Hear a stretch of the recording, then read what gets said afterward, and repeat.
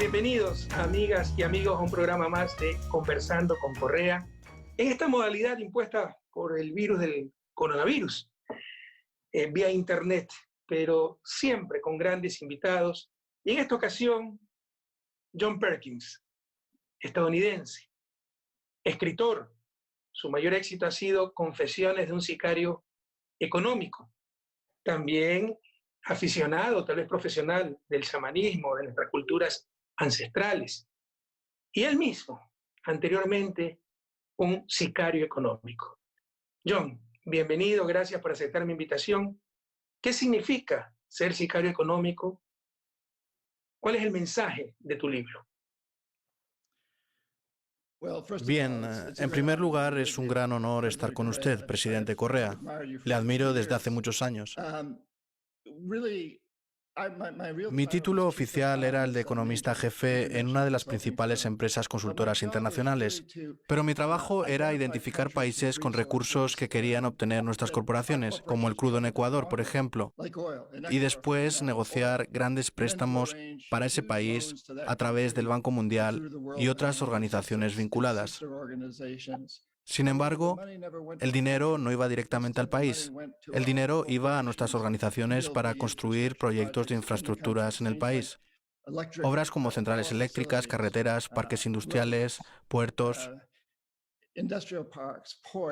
Proyectos que, en primer lugar, generaron grandes beneficios para las empresas adjudicatarias y, en segundo lugar, dieron mucho dinero a un puñado de familias ricas del país, las familias ricas que poseen las industrias, los establecimientos comerciales. Esos grupos se beneficiaron de disponer más electricidad y de mejores carreteras, pero la mayoría de la gente se vio perjudicada porque se detraía dinero del sistema de salud, de la educación y de otros servicios públicos para poder saldar los préstamos. Al final, los préstamos nunca eran devueltos. No era posible devolverlos, era parte del plan. Así que básicamente creábamos una especie de imperio que se hacía con el control del país. Ahora podíamos volver al país y decir, ¿no pueden pagar sus préstamos? Pues vendan sus recursos. Ya sea petróleo o lo que tengan, véndanlos baratos a nuestra organización, sin ninguna regulación social o ambiental. O déjenos construir una base militar en su territorio, como usted bien sabe, por Ecuador. Vote con nosotros en la próxima cumbre de las Naciones Unidas contra Cuba. Cosas así. En esencia, tomábamos el control del país. Y tengo que decir, como supongo que usted también es consciente, que si el presidente del país no aceptaba esas condiciones, muchas veces la gente a la que llamábamos chacales intervenían y o bien derrocaban al gobierno orquestando un golpe de Estado, o bien asesinaban a los líderes como hicieron con Allende en Chile, con Lumumba en el Congo y al final con Dinh Diem en Vietnam, entre muchos otros.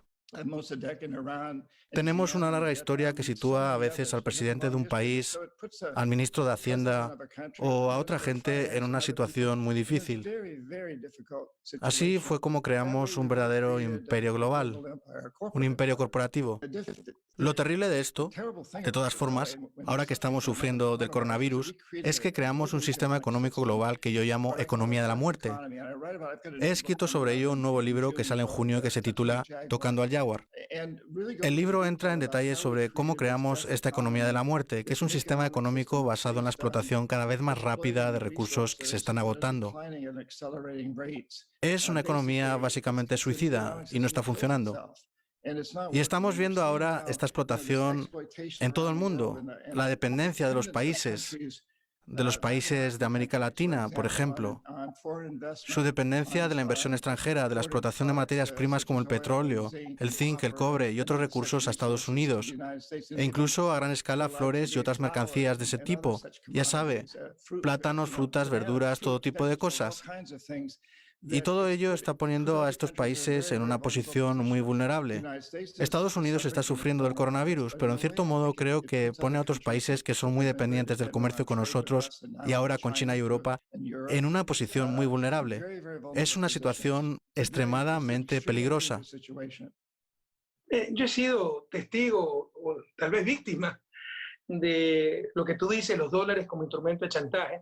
Recuerdo cuando fui ministro de Economía en el 2005, abril del 2005, cambié las políticas económicas o traté de cambiar esas políticas económicas. Ya había un crédito aprobado, se habían cumplido todas las condiciones hasta diciembre del 2004 y nunca llegó. Y cuando fui a Washington a preguntar al Banco Mundial, era un crédito del Banco Mundial, ¿qué pasó? Pamela Cox, vicepresidente del Banco Mundial, al menos frontalmente, porque los demás daban vueltas, me dijo claramente, no les vamos a dar el crédito porque usted cambió las políticas económicas, es decir, los dólares como instrumento de chantaje.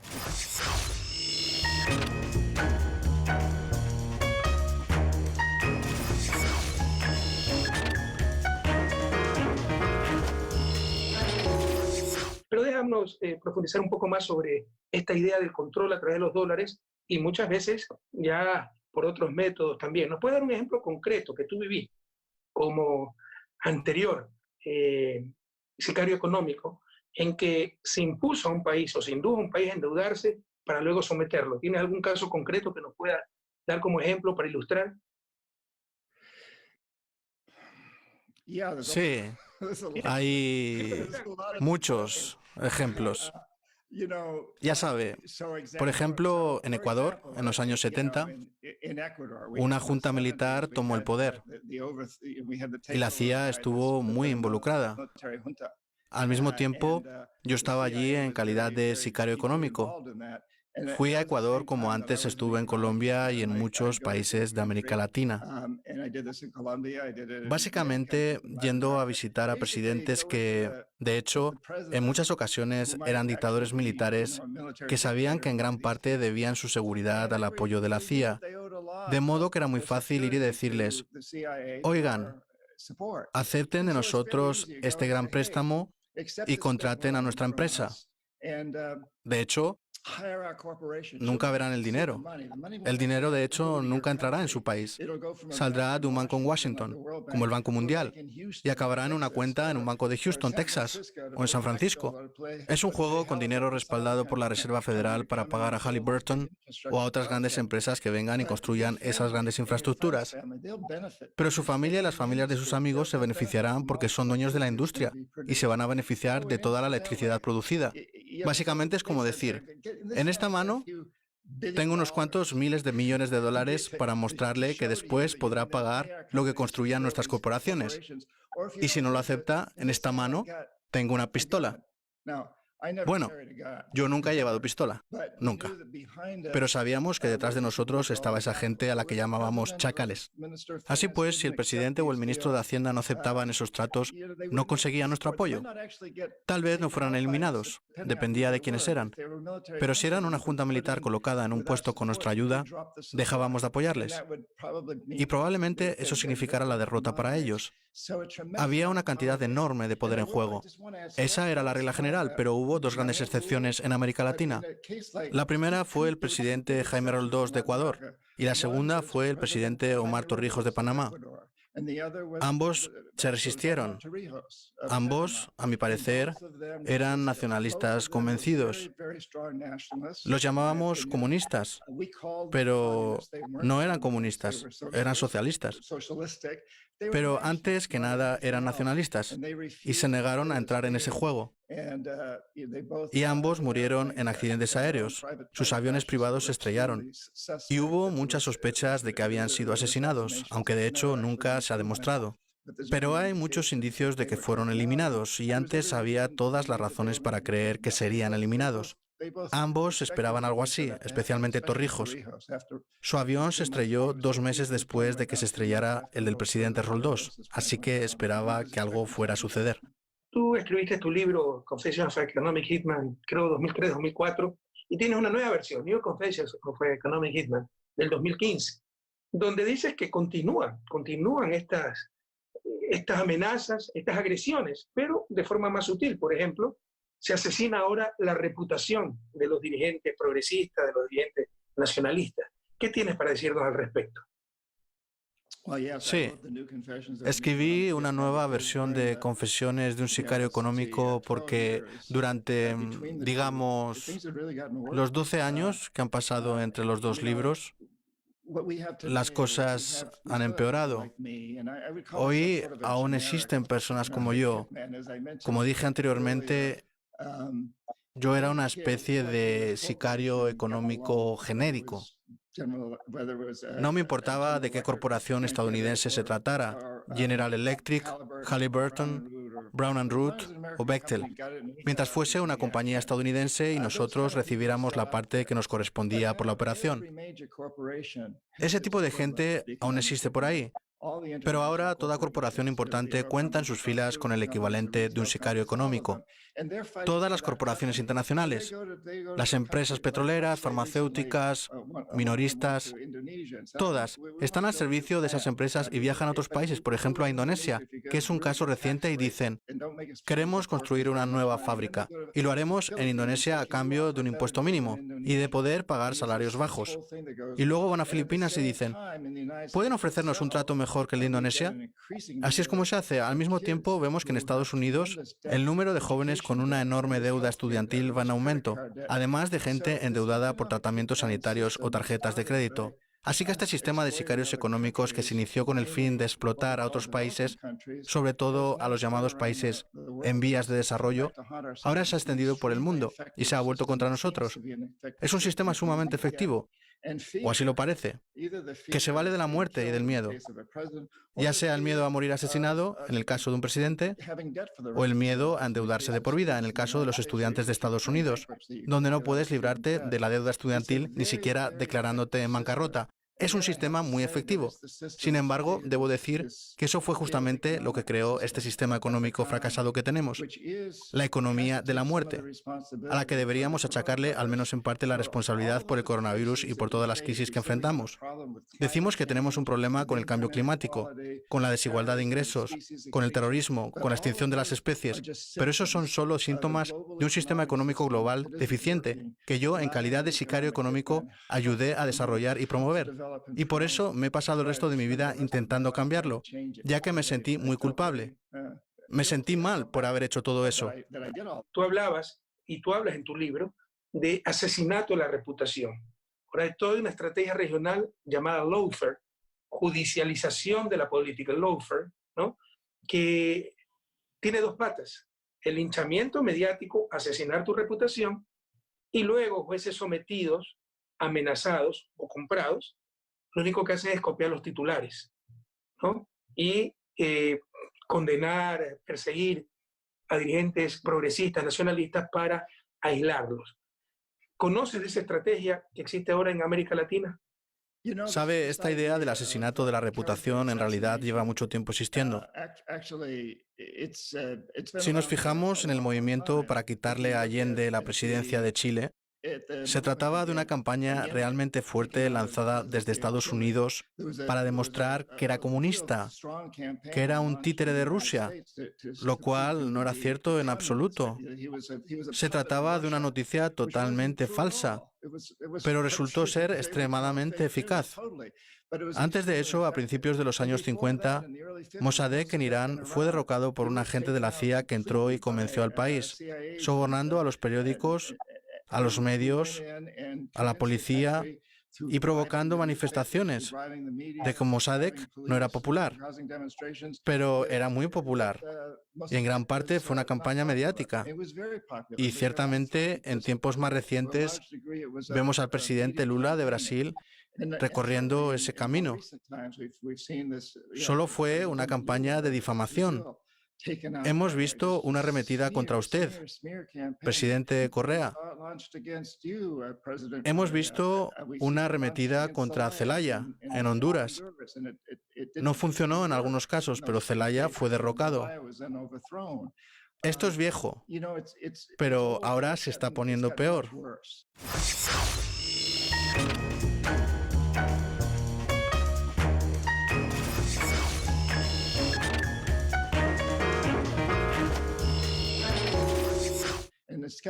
Y se está poniendo mucho peor en parte por el poder de Internet, el poder de las redes sociales, que puede ser muy positivo. A veces hablo de cómo usarlas para reformar las corporaciones, para unir a los consumidores en un boicot, pero también puede ser extremadamente efectivo para destruir la reputación de los políticos. Ciertamente lo vemos hoy en Estados Unidos. El presidente Trump es un maestro en hacer declaraciones falsas, totalmente falsas. Hemos vivido cambios de vez en cuando, pero él destruye reputaciones así de fácil. Lo intenta y a menudo lo consigue. Leí tu nuevo libro, ¿no? New Confessions of Economic Hitman, Y bueno, temo que hay algunas imprecisiones. Tú sostienes que después del golpe de Estado que intentaron darme el 30 de septiembre del 2010, y no es por defender mi gobierno, pero es la verdad, yo cambié la política petrolera y pasé a abrir la 11ª ronda petrolera para el suroriente ecuatoriano. Pero eso no es correcto. Siempre mi política fue, se lo dije al pueblo ecuatoriano, puedo estar equivocado, pero es lo que creo, que debemos aprovechar nuestros recursos naturales con absoluta responsabilidad ambiental y social. Ahí hay muchos mitos, ¿no? Por ejemplo, el principal problema para la región amazónica no es la explotación petrolera. En el Yasuní hay 1 millón de hectáreas. La explotación petrolera afecta a 250 hectáreas. El principal peligro es la extensión de la frontera agropecuaria. Y si tú no das alternativas de trabajo, de ingreso, eso se seguirá expandiendo y se seguirá destruyendo selva amazónica. Pero en otras palabras, yo creo que un país, sobre todo en vías de desarrollo, debe aprovechar al máximo sus recursos naturales, en este caso no renovables, con absoluta responsabilidad social y ambiental, pero tenemos también desafíos como superar la pobreza. Tenemos todavía gente que se nos muere, niños que se nos mueren por patologías perfectamente evitables en el siglo XXI, pero no hay los recursos para atender esas patologías. Sé que no coinciden en esto. Nuestra filosofía siempre fue utilizar el extractivismo para salir de él, para desarrollar otros sectores de la economía, como la economía del conocimiento, la economía basada en las ideas, el único recurso infinito. Pero ¿cuál sería tu alternativa si países como Ecuador, como Bolivia, como Venezuela, no pueden utilizar sus recursos naturales? Usted ha tocado un tema muy interesante. Sí, en cierto modo, mi trabajo, tal como yo lo veo, es ser una voz controversial. Es ser alguien... A ver, yo amo Estados Unidos. Mi familia lleva 300 años aquí, desde la Revolución Americana. Pero creo que como parte de la democracia a veces debemos representar una postura opuesta a la del gobierno. También lo vi en Ecuador. Amo Ecuador, lo amo. Estuve allí como voluntario del Cuerpo de Paz. Llevo años viajando allí. Una gran parte de mi trabajo está relacionada con la protección del medio ambiente, como bien sabe. A veces he tenido choques con usted respecto a su política. Lo sé. En parte fue porque mi trabajo consistía en representar una postura alternativa. Creo que el presidente Correa se encontraba en una posición extremadamente complicada. Extremadamente complicada. Porque la densidad poblacional en los montes de la costa de Ecuador es una de las más altas de Latinoamérica. Y allí hay mucha gente pobre y con un nivel de educación y de servicios sanitarios muy básico. Y al mismo tiempo, un tercio del país tiene probablemente una de las densidades poblacionales más bajas de Latinoamérica, el área del Amazonas, que además tiene petróleo. Así que hay una constante presión sobre el presidente de Ecuador. La gente decía, si allí no vive nadie y hay mucho petróleo, ¿por qué no podemos ir y tomarlo para apoyar de esta manera a nuestro sistema social, nuestra sanidad y educación? Tal y como dijo usted. Pero al mismo tiempo es un área muy frágil. Tal como lo veo, mi trabajo consiste en ser portavoz de esa área frágil, aunque reconozco plenamente lo difícil que es la situación en la que estaba usted y cualquier presidente que se encuentre en esas circunstancias. John, es claro que nuestro modo de vida, yo soy especialista en desarrollo, es insostenible. La acumulación ilimitada, el crecimiento ilimitado, no son insostenibles, indeseables, porque se ha demostrado más crecimiento, más Producto Interno Bruto por habitante, más ingreso por persona, no da más felicidad. Pero también es cierto lo contrario. Hay gente que todavía no ha satisfecho sus necesidades básicas para vivir dignamente, incluso para garantizar la reproducción adecuada de la vida, y ese es el mayor dilema moral, el mayor desafío moral que tenemos como humanidad, porque hay los recursos para hacerlo. Hay que encontrar el justo equilibrio y para eso hay que aprovechar adecuadamente los recursos que cada país tiene. Pero tú has hablado de la economía de la muerte, de la economía de la vida, después de esta emergencia planetaria que estamos enfrentando, el coronavirus, tal vez el más grave peligro del último siglo que ha tenido que enfrentar la humanidad, que nos demuestra lo frágiles que somos. ¿no? La arrogante humanidad viéndose desafiada por un virus microscópico, entendiendo por fin que para que vivamos felices debemos hacer felices a los demás. Para vivir bien deben vivir bien los demás, porque este virus no distingue entre ricos, pobres, entre Europa o América Latina. Entonces, por ejemplo, nos debe llevar a la conclusión que la salud no debe ser una mercancía, sino un derecho al alcance de todas y de todos. El mundo post-pandemia va a ser diferente. Ojalá se acerque mucho más a lo que tú defines como esa economía de la vida, que no se busque esa acumulación ilimitada, destruyendo la naturaleza. Tus criterios son muy cercanos al concepto del summa causale en Quichua, el buen vivir de nuestros pueblos ancestrales, que significa, sí, satisfacer necesidades básicas para una vida digna, pero también en armonía con la naturaleza, en armonía con otros seres humanos, los bienes relacionales tan importantes para la felicidad, y con respeto absoluto a todas las culturas. Entonces, ojalá cambie ese mundo después de esta pandemia, el mundo en que vivimos, y cambie para mejor, pasando de aquello que llamas economía de la muerte a esa economía de la vida. Yo también espero que así sea. Pienso que durante su presidencia en Ecuador, usted implementó dos extraordinarias nociones filosóficas de enorme importancia. La primera son los derechos de la naturaleza que otorga la nueva constitución del país, derechos iguales a los derechos humanos. Y la segunda es la política del buen vivir, que de hecho es la economía de la vida. Siempre me he sentido muy impresionado por ella. Y creo que después de que usted se fuera de Ecuador, el país ha dado un paso atrás en ese sentido. En realidad, de alguna manera, todo se reduce a la fuerza motriz de la economía de la muerte, que es maximizar los beneficios a corto plazo sin tener en cuenta el costo social y medioambiental. Friedman dijo que si lo hacemos, se arreglarán automáticamente todos los problemas sociales y medioambientales. Pero luego descubrimos que no funciona, que es una política insensata. Así pues, debemos ir más allá. Y creo que cuando usted habla de calidad interior, cuando usted habla de que debemos ayudar a la gente pobre, a la gente que pasa hambre, que no tiene agua, electricidad, estoy totalmente de acuerdo. Yo creo que la mejor solución para eso es igualar las cosas. Si en vez de maximizar los beneficios a corto plazo, nos guiamos por el propósito de pagarles una tasa de rendimiento decente a los inversores que invierten en algo que aumente los beneficios a largo plazo para la gente y la naturaleza, eso quiere decir que estaríamos pagando a la gente para eliminar la contaminación. Imagínese si los impuestos estadounidenses, el 54% de mis impuestos, del presupuesto discrecional de Estados Unidos, están destinados a la industria militar. O sea, básicamente a matar a la gente. Imagínese si ese dinero, o gran parte de ese dinero, se lo pagáramos a las mismas empresas, a Raytheon y General Dynamics, que actualmente se dedican a la producción de misiles, pero destinándolo a proyectos de extracción del plástico de los océanos, a recuperar el medio ambiente destruido, a limpiar los vertidos de petróleo en Ecuador y la Amazonía. Podríamos destinar ese dinero para limpiar. Tenemos vertidos de petróleo por todo el mundo, entornos devastados, para manejarnos con las nuevas tecnologías. Creo que ahora tenemos una enorme oportunidad de invertir en cosas que fomentan la vida.